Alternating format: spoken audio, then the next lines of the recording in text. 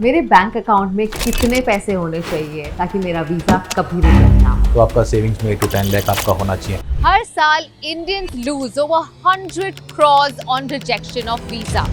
60 to 61% US का भी rejection है, 40% ऑस्ट्रेलिया, फ्रांस सबसे ज्यादा रिजेक्ट करता है पूरा यूरोप में। अगर मेरा वीजा रिजेक्ट हो गया तो क्या मैं दोबारा अप्लाई कर सकती हूँ? जी बिल्कुल, आप अप्लाई कर सकते हैं, बट आपके पास बैंक बैलेंस कितना भी पड़ा हो वो काम नहीं आएगा, आईटीआर ही काम आएगा। लाखों इंडियंस बाहर घूमने का सपना तो देखते हैं, पर उनका ये वेकेशन शुरू होने से पहले ही खत्म हो जाता है because their visa is rejected.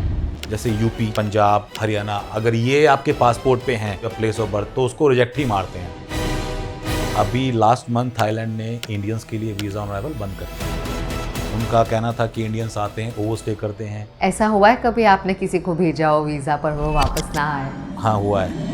पर अगर वीजा मिलना उतना ही आसान हो जाए जितना आसान है आज ऑनलाइन फूड ऑर्डर करना। इसमें हम आपको वीजा अप्लाई कराना खुद सिखा रहे हैं। आपको जो पर्टिकुलर डेस्टिनेशन चूज करनी है आप चूज करिए, पासपोर्ट फ्रंट बैक आप अपलोड कीजिए, एआई उसको ऑटो फिल करेगा। लोग समझते हैं कि होटल टिकट्स ये मेन है, बट जब तक आपके पास एक ड्राइविंग लाइसेंस नहीं होगा आप गाड़ी लेकर रोड पे कैसे निकलेंगे? तो वीजा भी आपका वही काम करता है। स्टोरीज फ्रॉम भारत के इस एपिसोड में मैं आई हूँ दिल्ली मिलने उस इंसान से जो बना रहा है वीजा एप्लीकेशन प्रोसेस को फास्टर, इजियर और hassle free.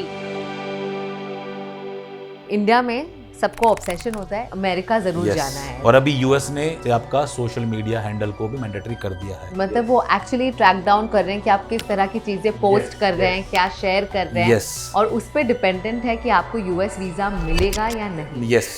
Let's meet Parvesh Dhul, the mastermind behind VisaFir, which is an AI and human-enabled visa application platform. Government बोलती है बेटी बचाओ बेटी पढ़ाओ, हम बोलते हैं बेटी को घुमाओ भी, उनसे कोई फीस नहीं लेते हैं, सर्विस फी नहीं लेते हैं।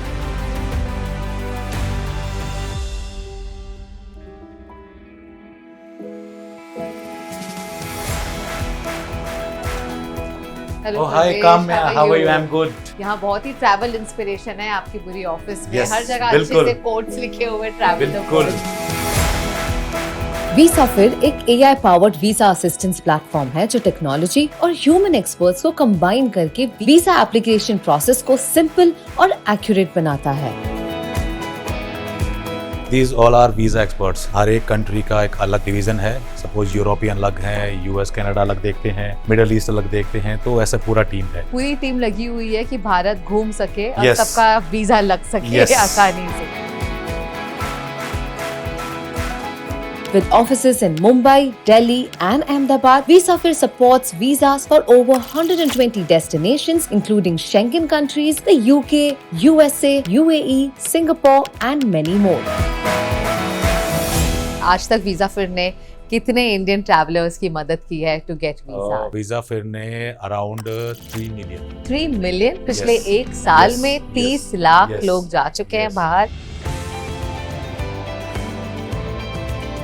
भारत में आजकल बाहर घूमने का लोगों को बड़ा शौक है। कोविड के बाद देखा है कि लोगों में थोड़ा घूमने के लिए ना एक पैशन बढ़ गया है। इंटरनेशनल ट्रिप्स वो करते हैं, काफी पसंद करते हैं। हमने एक डेटा रिसर्च किया था, अभी तक इंडियंस का जो था एक डेटा था वो अराउंड 20-25 मिलियंस का है पर ईयर का। 2030 तक आई थिंक वो चला जाएगा आपका 30 मिलियन प्लस इंटरनेशनल ट्रैवलर्स का, जिस कंट्री में वीजा लेना पड़ता है आपको। 30 मिलियन यानी 3 करोड़ लोग यस। हर साल घूमना चाहेंगे Yes. भारत के बाहर। Yes. मोस्टली कौन से सिटीज से है? टीयर 1 सिटीज में मैक्सिमम लोग बिजनेस ट्रैवल करते हैं। प्रॉपर टूरिस्ट है जिसको हम बोलते हैं कि घुमक्कड़, वो टीयर 2 और टीयर 3 सिटीज से ही होते हैं। तो आपको कौन सी बहुत बड़ी प्रॉब्लम लगी जिसकी वजह से आपने एक कंपनी शुरू की है which is dedicated only to visas? सबसे बड़ी बात तो आपने पहले ही बोल दी थी कि वीजा का रिजेक्शन का डर, हमने लोगों के दिल से ना वही निकालना है। अभी जब तक आपके अंदर डर रहेगा ना आप ट्रिप प्लान करोगे ही नहीं, क्योंकि बहुत से लोग ये सोचते हैं कि यार मैं बड़ी कंट्री जाऊं या नहीं जाऊं, क्योंकि बड़ी कंट्रीज में आपका रिजेक्शन का चांसेस ज्यादा होते हैं। तो लास्ट ईयर का आपको डेटा आपको पता होगा, शेनेगन का around 10 to 12 lakh visas reject हुआ है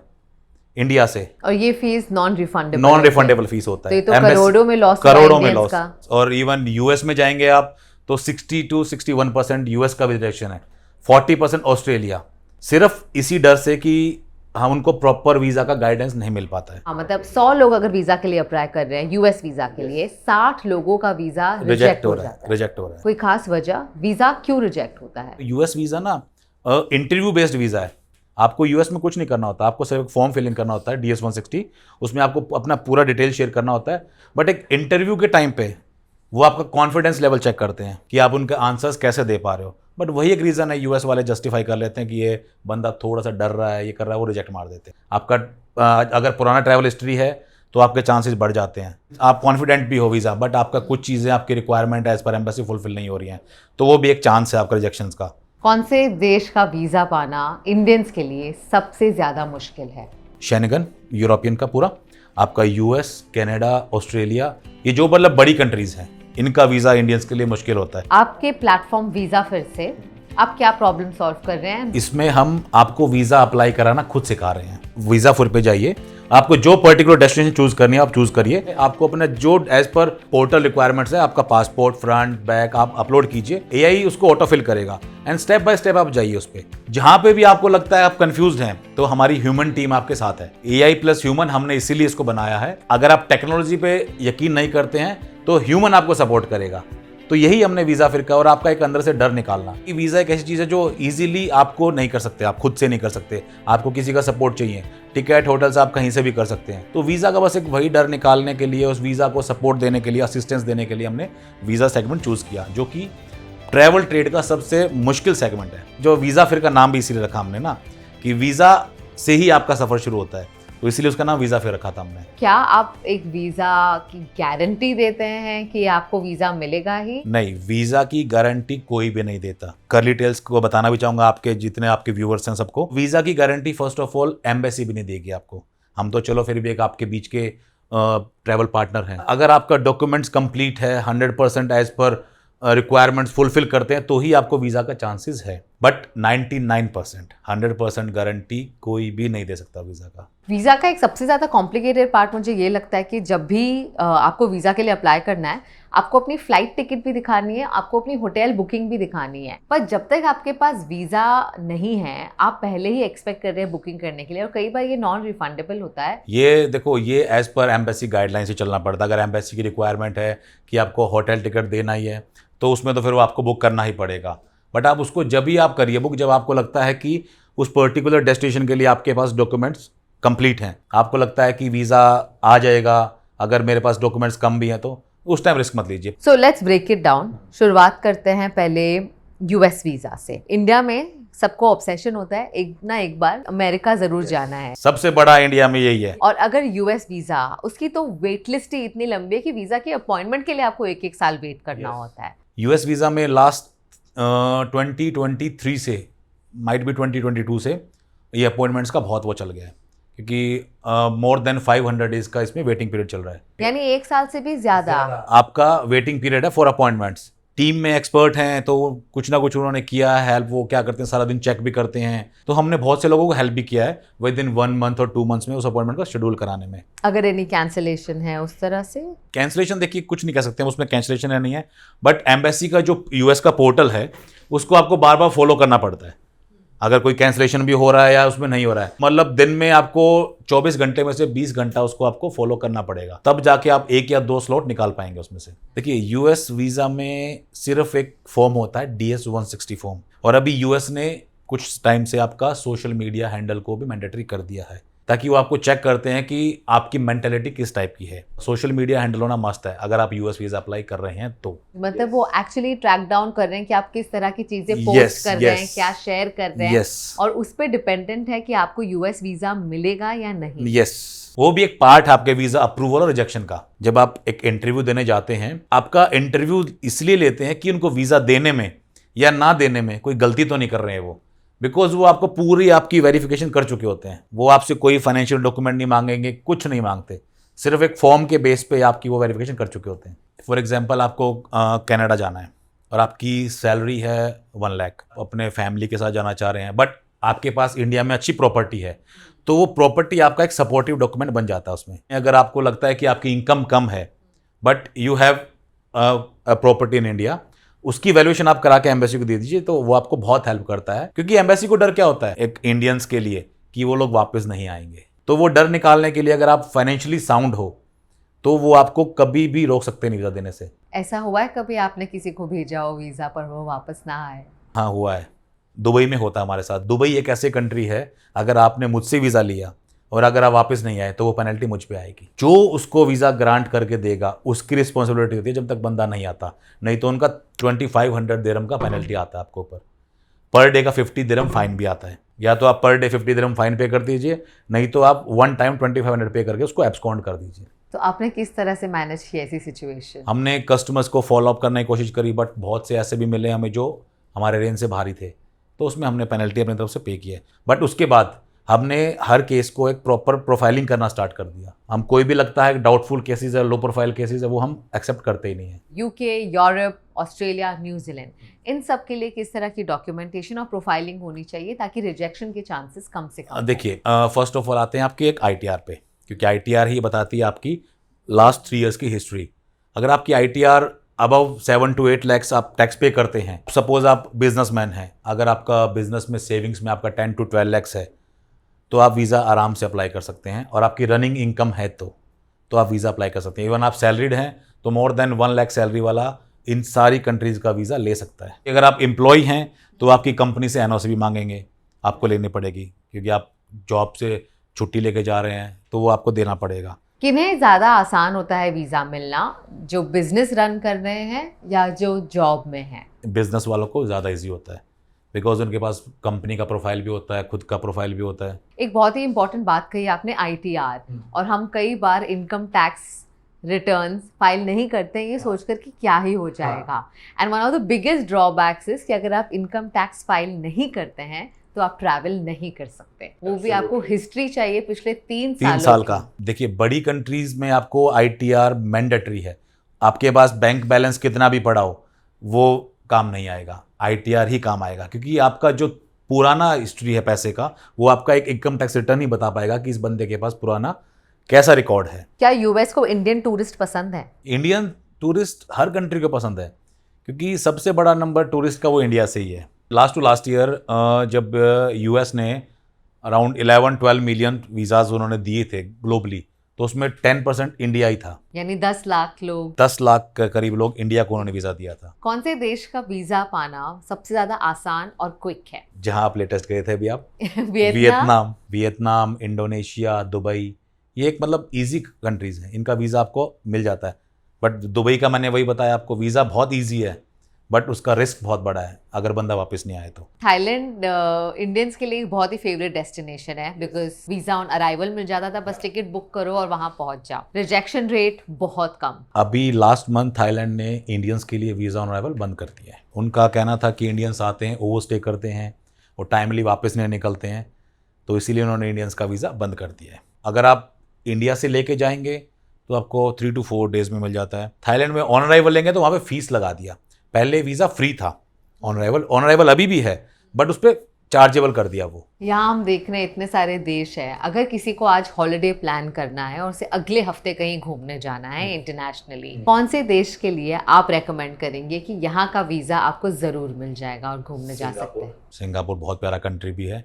इवन जो फैमिली वाला जिसके बच्चे छोटे हैं उनके लिए सिंगापुर एक नॉलेजेबल कंट्री है। 2 to 3 डेज सिंगापुर वीज़ा मिल जाता है आपको। जब मैं हांगकांग गई थी, एक इंसिडेंट ऐसा हुआ था कि वहां पर मेरे पासपोर्ट पर मुंबई लिखा हुआ है और वहां मैंने शायद मुंबई महाराष्ट्र सिलेक्ट कर दिया था। बस इसी डिफरेंस के वजह से प्री अराइवल रजिस्ट्रेशन वो कैंसिल हो गया था। हांगकांग का वीज़ा मिलना मुश्किल नहीं है, हैंड टू हैंड आता है उसका PAR जो होता है, बट उसमें भी कुछ ऐसी उन्होंने स्पेसिफिक कर रखी हैं, जैसे यूपी, पंजाब, हरियाणा, अगर ये आपके पासपोर्ट पे हैं प्लेस ऑफ इशू या प्लेस ऑफ बर्थ, तो उसको रिजेक्ट ही मारते हैं। और वो हमें भी समझ नहीं आया आज तक क्यों मारते हैं। फिर उसके लिए एक ऑप्शन होता है, आप इमिग्रेशन को अपील करो एम्बेसी को, तो but it will take time. Embassy फिर आपको देती है। PR में क्या होता है, आपने अभी प्लान किया, अभी आपने किया, 5 मिनट में आ जाता है। तो आपकी प्लेस ऑफ बर्थ से भी आपका वीज़ा रिजेक्ट हो सकता है? यस। क्या आपकी फीस एक्स्ट्रा होती है दैन द वीज़ा फीस? हाँ, हमारा सर्विस चार्ज होता है, वो हर एक कंट्री का एक अलग होता है, वो हमारा सर्विस चार्ज होता है। Visa fees is same for all. आपने बताया आपकी प्लेस ऑफ बर्थ से आपका वीज़ा रिजेक्ट हो सकता है। क्या आज इंडियन पासपोर्ट इतना पावरफुल नहीं है कि हम किसी देश में बिना वीज़ा के जा सके? मच लाइक ब्रिटिश पासपोर्ट, कई देशों में वो जा सकते हैं। In terms of ranking, where does India passport stand? India का भी करंट रैंकिंग शायद आपने भी पढ़ा होगा, 125th आया पासपोर्ट रैंकिंग।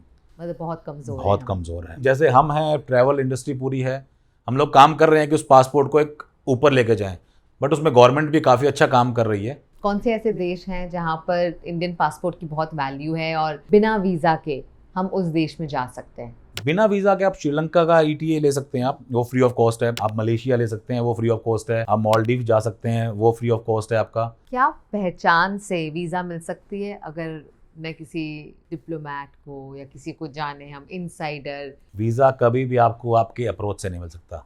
वीज़ा मिलेगा आपको अपने पेपर से ही। ऐसा कोई भी वो नहीं है रूल कि आप किसी डिप्लोमेट को या किसी एम्बेसी में किसी को नोन हो, नहीं, ऐसा कुछ नहीं होता वीज़ा में।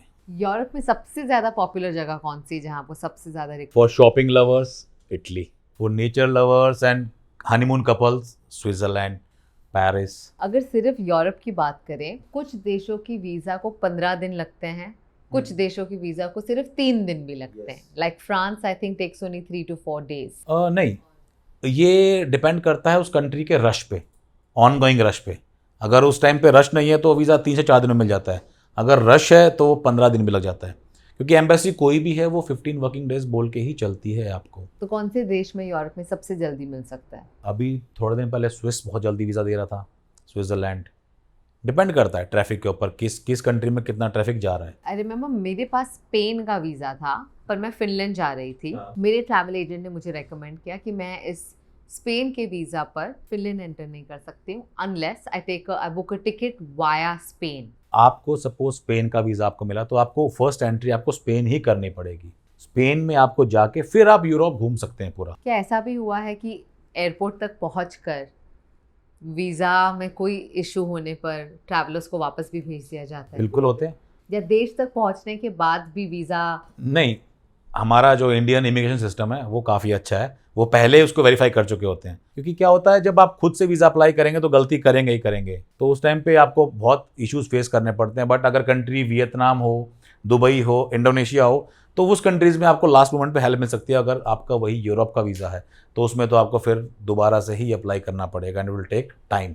कौन सा वीज़ा सबसे ज़्यादा महंगा है? US का अराउंड 18,000 समथिंग है, न्यूजीलैंड का भी अराउंड 22,000 समथिंग है। US का वीज़ा जो आपका आएगा वो आप 10 ईयर्स का आएगा। कनाडा वीज़ा जो आएगा आपका टिल योर पासपोर्ट वैलिडिटी आएगा।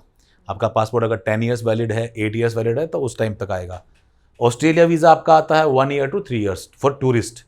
UK वीज़ा अगर 6 months के लिए अप्लाई करो तो कुछ 18,000 अराउंड फीस है। 18,000। 18,000 के अराउंड फीस है 6 months वीज़ा के लिए। ड्यूरेशन अगर बढ़ता है तो फीस बढ़ जाती है। और यूके एक ऐसी कंट्री है, उसको मैं अच्छा भी मानूंगा, उन्होंने ना प्रायोरिटी सर्विस को अलग अलग कर रखा है।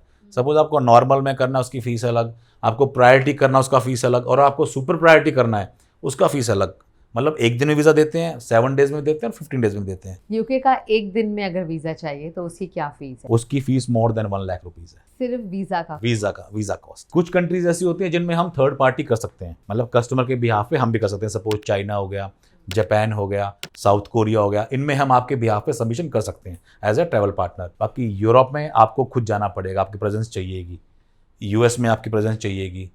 ऑस्ट्रेलिया है वो वीज़ा है, वो हम कर सकते हैं आपका। बहुत से देश इस ग्राउंड पे भी रिजेक्ट करते हैं डिपेंडिंग ऑन आपकी पास ट्रैवल हिस्ट्री क्या रही है। जैसे अगर आपके पासपोर्ट पे पाकिस्तान या अफगानिस्तान या कुछ देशों का स्टैंप हो तो आपका वीज़ा रिजेक्ट हो सकता है। हाँ, ये होता है। जैसे आप पाकिस्तान वीज़ा है आपका तो आपको शेंगन में रिफ्यूज़ करेगा, आपको UK भी रिफ्यूज़ करेगा। ऐसे केसेस देखे हमने। क्या कभी वीज़ा रिजेक्शन का रीज़न आता है? रीज़न आता है, पर रीज़न में एक कॉमन रीज़न होता है उनका कि हमें डाउट है कि आप वापस नहीं आएंगे। एक US है, वो आपको सिर्फ पेपर देगा, better luck next time. Reject होने के बाद क्या दोबारा अप्लाई कर सकते बिल्कुल हैं? कर सकते हैं, बिल्कुल कर सकते हैं आप। फॉर सेफर साइड थोड़ा टाइम देके प्रिपरेशन करके आप करिए अप्लाई। तो प्रॉपर रीज़न को एक बार आप देखिए, रीज़न क्या था, आप क्या समझ पाए हैं, उसके बाद आप दोबारा अप्लाई करिए। चांसेस होते हैं कि दोबारा वीज़ा मिलता है। अभी ये लास्ट ईयर की बात है, नवंबर की, एक ग्रुप था हमारे पास दुबई का, उसमें सबका वीज़ा आ गया, दूल्हे का नहीं वीज़ा आया। दूल्हे की शादी थी और दूल्हे उसी का की शादी वीज़ा का है। उसका वीज़ा स्टक हो गया। दुबई वीज़ा अप्लाई किया था हमने, तो उसके लिए फिर हमने दुबई इमिग्रेशन में एक PRO होता है, तो उसको भेजा, उसने रिक्वेस्ट करी, फिर वो रात को उसका वीज़ा आया, उसकी अर्ली मॉर्निंग की हमने फ्लाइट दोबारा रिशेड्यूल करा के दी। ये ज़रूरी नहीं कि दुबई आपको वीज़ा 1 घंटे में दे दे, 4 घंटे में दे। वो उस कंट्री का एक प्रॉपर एक चैनल होता है कि सिक्योरिटी चैनल की वीज़ा हम आपको दें या ना दें, सपोज आप मेरे घर आ रहे हो, मैं आपके घर जा रहा हूँ, जब तक आप अलाउ नहीं करेंगे या मैं अलाउ नहीं करूँगा आप नहीं आ सकते। सेम ऐसा वीज़ा है, वो एक आपको इन्विटेशन उस कंट्री में एंटर करने का, तो उसमें स्टक हो गया था वो, बट वो एटलीस्ट आ गया, दूल्हा पहुंच गया। चलो शादी तो हो गई ना। कौन सा एक ऐसा देश है जो इंडियन टूरिस्ट को सबसे ज्यादा रिजेक्ट करता है? फ्रांस सबसे ज़्यादा रिजेक्ट करता है पूरा यूरोप में। I think last year more than 5 to 6 lakh visa reject किया है, सिर्फ एक फ्रांस ने। और इसका रीजन हमें पता नहीं। रीज़न एक ही आता है एम्बेसीज का, उन्हें डाउट है कि वापस नहीं आएंगे आप। बट कई बार क्या होता है, हम लोग भी गलती कर देते हैं, डॉक्यूमेंट्स में कंप्लीट नहीं करते हैं, हम वीज़ा अप्लाई कर देते हैं, बट ठीक है, वीज़ा उसके लिए वीज़ा फिर है, आपको कंप्लीट सपोर्ट करेगा, आपके डॉक्यूमेंट्स को प्रॉपर चेक करेगा बिफोर योर वीज़ा। तो क्या आज कोई ऐसी डेस्टिनेशन भी है जो ज्यादा ट्रेंड कर रही है? डेस्टिनेशन ना ऐसी ट्रेंडिंग होती है, बिजनेस में ज़्यादा होती हैं। सपोज अभी चाइना है, अभी चाइना में कैंटन फेयर लगता है, तो इस टाइम चाइना ट्रेंड पे आ जाएगा, अक्टूबर से स्टार्ट है वो। चाइना की फ्लाइट पिछले 2-3 सालों में बंद थी और अचानक अब खुली है, तो क्या आपने इंस्टेंट स्पाइक देखा in the number of 100%. Indian tourist to China? 100%। मेरे हिसाब से चाइना इस टाइम पे टॉप 5 में आता होगा। इंडोनेशिया, वियतनाम, सिंगापुर, दुबई, ये रहता ही है, बट दुबई अभी जब से थोड़ा सा वॉर का है डाउन है, बट दुबई भी हमेशा टॉप पे ही रहा है इंडिया में। गवर्नमेंट ने एक अच्छा इनिशिएटिव लिया है, तो बिजनेस रिलेशन थोड़ा सा स्ट्रॉन्ग हुआ है। मतलब 90% अगर चाइना वीज़ा लगता है तो बिजनेस वीज़ा ही लगता है। जब भी कोई कंट्रोवर्सी होती है किसी देश के खिलाफ, जैसे टर्की, जैसे मालदीव्स, कोई एक छोटी सी स्टेटमेंट की वजह से टूरिज्म इम्पैक्ट आपने इमीडिएट देखा है? क्या आपने वीज़ा एप्लीकेशंस में इमीडिएट ड्रॉप देखा है? जब हमारे 80% ड्रॉप देखा था हमने टर्की में। जैसे हम वीज़ा वाले हैं, जितने भी वीज़ा पार्टनर्स हैं, हम सब ने वीज़ा लगाना ही बंद कर दिया था, एक्सेप्ट करना ही बंद कर दिया था कि हम टर्की का वीज़ा नहीं करते हैं, क्योंकि देखो हैं तो हम इंडियन ना, हमारे लिए भी नेशन फर्स्ट है। एआई हर चीज़ में ह्यूमंस को रिप्लेस कर रहा है, आपने क्यों सोचा कि मैं एआई को लाऊं, और क्या इससे आपके वीज़ा एप्लीकेशंस में स्केल बढ़ा है और किस तरह से नंबर्स ग्रो किए हैं फ्रॉम बिफोर टू नाउ? जहां हम 100 वीज़ा करते हैं वहीं एआई से हम 500 वीज़ा कर सकते हैं। कस्टमर को सबसे मुश्किल टास्क होता है हमारे तक डॉक्यूमेंट्स पहुंचाना। एआई ने वो चीज़ बहुत शॉर्ट कर दी है, आपके जो डॉक्यूमेंट्स हैं, आपकी डिटेल्स हैं, वो हम तक बहुत जल्दी आती हैं। मेरे बैंक अकाउंट में कितने पैसे होने चाहिए ताकि मेरा वीज़ा कभी रिजेक्ट ना हो? अब सपोज आप सिंगापुर जा रहे हैं तो आपका minimum balance should be 1 lakh rupees. वहीं आप यूरोपियन कंट्री जा रहे हैं तो आपका सेविंग्स में 8 to 10 लाख आपका होना चाहिए, बट वो रनिंग में होना चाहिए। ये नहीं कि आपने आज डाल के रख दिए 6 महीने बाद, नहीं, वो रनिंग में होना चाहिए। तो ऐसे हर एक कंट्री का एक अलग वो है, क्राइटेरिया है। क्या एक ट्रैवल एजेंट वीज़ा गारंटी कर सकता है? बिल्कुल भी नहीं। और मैं यही बोलना चाहूँगा, अगर कोई वीज़ा एजेंट गारंटी करता है तो इट मीन्स वो झूठ बोल रहा है, क्योंकि वीज़ा की गारंटी तो एम्बेसी भी नहीं करती है, तो ट्रैवल एजेंट कैसे करेगा? जो भी हमारे टूरिस्ट हैं, अगर कोई आपको ये बोलता है कि इतने पैसे में मैं आपको वीज़ा लगा के दूंगा, इट मीन्स वो एक स्कैम है, तो उससे बच के रहिए। अगर आपके डॉक्यूमेंट्स 100% कंप्लीट हैं तो आपको पैसा देने की ज़रूरत ही नहीं है, वीज़ा आपको एम्बेसी ही देगी। लोग समझते हैं कि होटल टिकट्स ये मेन है, बट जब तक आपके पास एक ड्राइविंग लाइसेंस नहीं होगा, आप गाड़ी लेकर रोड पे कैसे निकलेंगे? तो वीज़ा भी आपका वही काम करता है। वॉर सिचुएशन से कितना इम्पैक्ट हुआ है ट्रैवल? काफ़ी इम्पैक्ट हुआ है, क्योंकि दुबई जो है ना, अपना पूरा यूएई, वो सबसे बड़ा ट्रांजिट हब है आपका, इवन यूरोप के लिए भी और सब के लिए। हम लोग एवरेज दुबई का 1000+ वीज़ाज पर डे करते थे, जो नंबर अभी 200-300 पे आके रुक गया है, और उसका असर यूरोप पे भी पड़ा है। अजरबैजान, जॉर्जिया, मतलब जो लोग यूरोप अफोर्ड नहीं कर सकते वो लोग जाते हैं Georgia, because the mini Europe. तो बहुत इंपैक्ट पड़ा उन कंट्रीज़ पे अभी। गवर्नमेंट बोलती है बेटी बचाओ बेटी पढ़ाओ, हम बोलते हैं बेटी को घुमाओ भी। तो जो भी गर्ल्स बिलो 18 होती हैं, हम उनको फ्री सर्विस चार्ज देते हैं, उनसे कोई फीस नहीं लेते, हम सर्विस फी नहीं लेते। This is so interesting. जो हमारे मिलिट्री वाले हैं उनके लिए भी सर्विस चार्ज हमारा फ्री रहता है। It's a great initiative. आप इस इंडस्ट्री में पिछले 10 सालों से हैं जी, तो आपने क्या बदलाव देखा है in the travel industry in the last 10 years? हमने टूरिज्म को बढ़ते हुए देखा है। जो एक नॉर्मल टायर 2 टायर 3 सिटीज़ के लोग जाते नहीं थे बाहर, अब वो भी इंटरनेशनल ट्रिप्स करना स्टार्ट कर चुके हैं और एक अच्छे नंबर में कर चुके हैं। वीज़ा इंडस्ट्री ऐसी है जिसको अभी भी ग्रोथ की ज़रूरत है, क्योंकि there are so many platforms for ticket hotels, but visa में जो एक चाहिए वो भी नहीं है। तो वही हम एक इनिशिएटिव लेके आए हैं वीज़ा फिर से, कि आप जैसे आप होटल टिकट बुक करते हैं ऐसे आप वीज़ा भी अप्लाई कर सकते हैं। Well this is very helpful, क्योंकि कई लोगों को घूमने जाना होता है और जैसे आपने बताया, जब तक आपके पास ड्राइविंग लाइसेंस नहीं है आप गाड़ी नहीं चला सकते। Yes. जब तक आपके पास वीज़ा नहीं है आप घूमने नहीं जा सकते। एंड वीज़ा फिर is an AI plus human enabled platform जो वीज़ा दिलाने में मदद करता है। Yes, true. बिल्कुल। Yes. Thank you Thank you so much, Kama. Thank you Thank you, so much. Parvesh. Thank you.